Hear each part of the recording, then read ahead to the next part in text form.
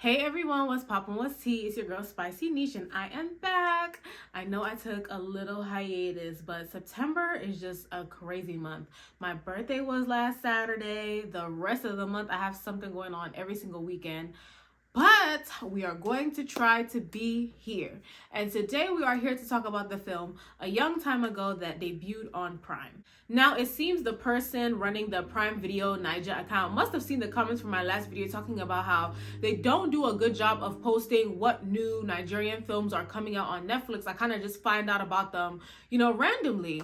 And that was how I found out about this film. I found out about it on Timony's page. But I have noticed recently that they're doing a better job of letting us know like what new Nollywood films are coming out. Not as good as Niger on Netflix, which I really feel like the person running that account needs to run this Prime account. But anyways, that's not why we are here.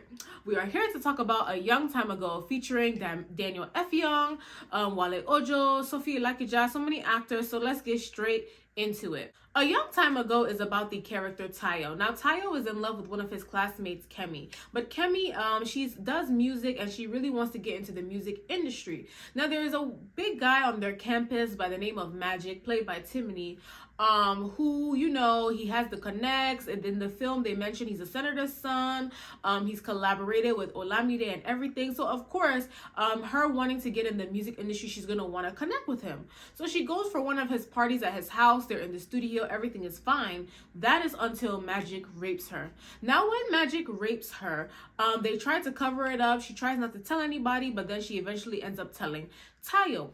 So now when she tells Tayo about what happened, Tayo is of course furious that the love of his life has been raped by this music guy and has faced absolutely no repercussions for the actions that he committed. So he takes matters into his own hands and he tells one of the neighborhood thugs, hey, this happened, this guy has been doing this and that, I want you to handle it.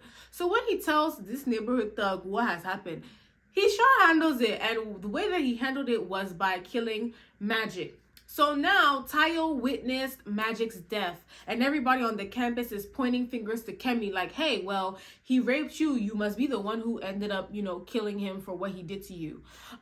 Eventually, it ends up coming out that, Tayo was an accomplice to Magic's murder. Tayo goes to jail. And that is the story that he is telling a young lady in the future tense, because we were watching all the past tense history. But Tayo in the future is telling this story to a young lady that is in the restaurant that he is now the manager of. Now, after he tells this young lady the story, it's like they kind of all reconnect him with the lady Kemi. Like, I think this probably is maybe like 20 years later.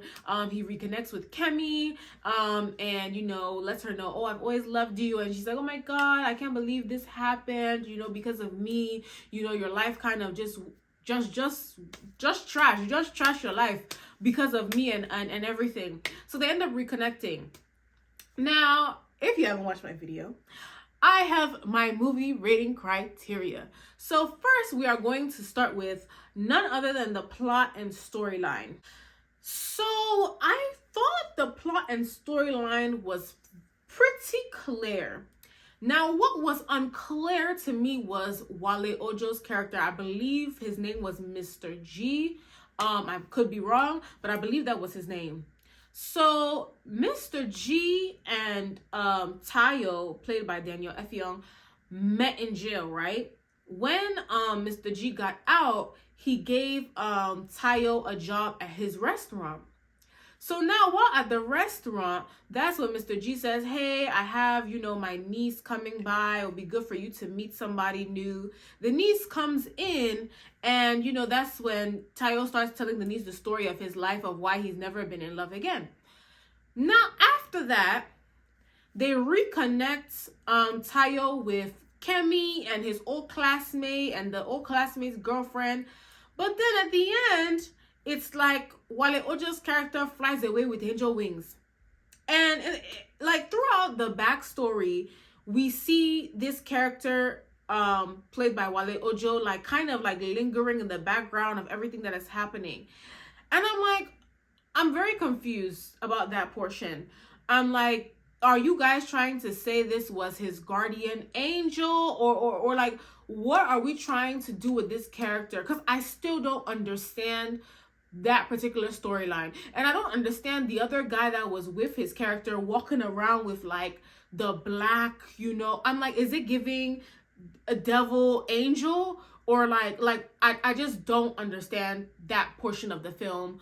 But I think they're trying to say that was Tayo's guardian angel, and everything will kind of happen in its own time. That was the only part that was really confusing for me. But other than that, I feel like the storyline was very clear. Like, this guy likes this girl goes to this party, this girl gets, like, I feel like all of that was pretty clear. So because of that little inkling of confusion, that I don't feel like they explained the significance of Wale Ojo's character at all. It's just left for us to assume that he was a guardian angel, but then I'm like, okay, if he was a guardian angel, why didn't he protect? But anyways, because of that, I give them a 0.6 out of 1 for plot and storyline, because that particular portion of the storyline just wasn't clear enough for me. Now, for acting and performances, I definitely think these actors deserve their full marks. It was really nice to see a lot of new faces that I've never seen on the Nollywood screen before. Like, all the characters that played, like the younger Tayo and the younger Kemi, I've never seen any of these actors. But with that being said, they did an amazing job of portraying the character. And of course, obviously the present day actors did a really good job. Daniel and Sophie Lakija, they did a pretty good job. So I definitely will give them their full marks for acting and performances. I do feel like they were really convincing. So yeah, my third category is cinematography. So I do feel like this is a 0.7 out of 1. Some of the scenes were a little bit dark. And I also feel like the audio was a little bit off for certain scenes. As far as like the clarity of the audio, like when Wale Ojo's character was talking to that like devilish, I don't know if it was a devil character or what that character's significance was, but the man with the black cloak, I couldn't hear what they were saying. I had to turn on the subtitles because I was like, what are y'all talking about? Like, what are y'all talking about? Like, I don't understand the significance here. So 0.7 out of 1 star for the cinematography category, just because like I said, like some scenes were dark and I couldn't really hear the audio clearly in certain parts of the film.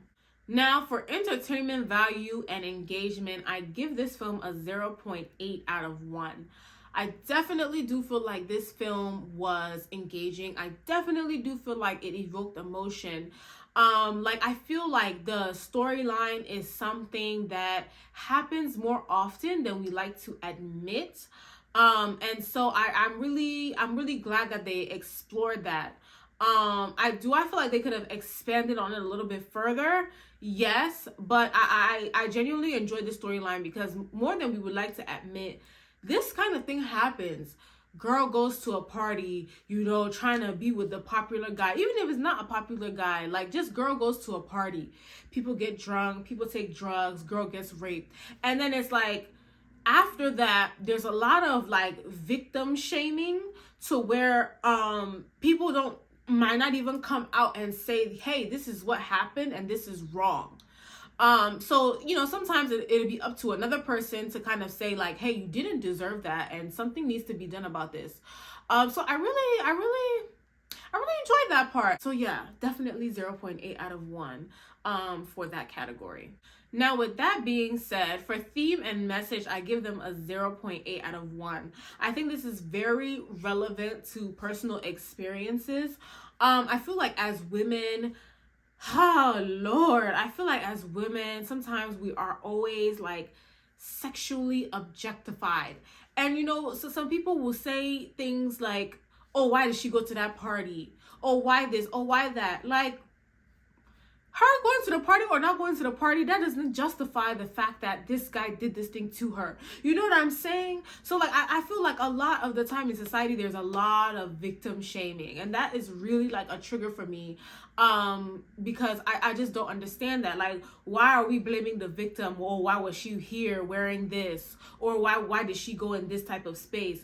Oh, there was people drinking it. Like, that doesn't matter. What matters is the actions of the adult in question towards another human being. So I definitely do feel like that was a good, you know, theme and message. Now, the reason why I say 0.8 is because it's like, again, I don't understand Wale Ojo's character. Like, towards the end of the film, he says something like, oh, you know, I think he said something along the lines of, you know, everybody's time will come. And then there was like some sort of like poem thing at the end.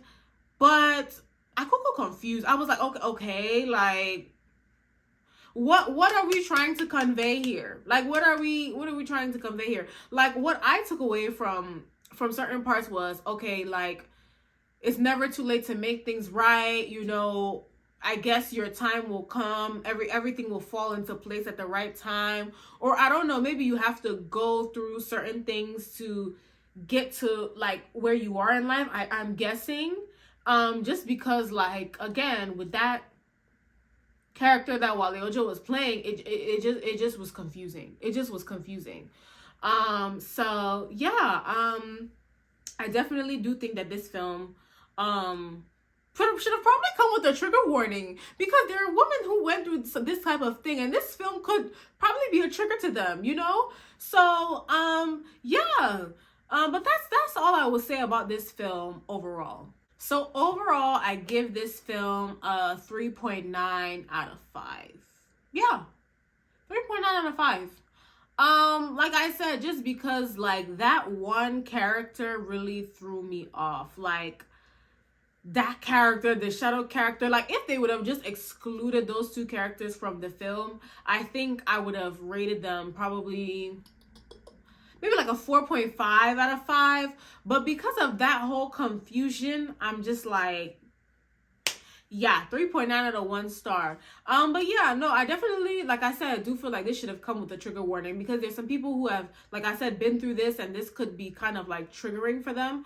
Especially like in uni, like I just feel like it just be so many like crazy things happening. But no, I do feel like it was a good film. I feel like the actors did a good job. And yeah, like, you guys can let me know what you guys thought of this film in the comments down below. But yeah, other than that, I don't really have much to say about this film. You know, it kind of like, it is what it is. It was pretty straight to the point. And yeah, let me know what you guys thought about this film in the comments down below. And let me know if there's anything you want me to review, because at this point I'm just kind of like, I don't know what's coming out no more. But yeah, let me know what you guys thought in the comments down below. How did this film make you feel? What did you guys think of the actors that played, you know, the older and the younger versions of the Tayo and Kemi?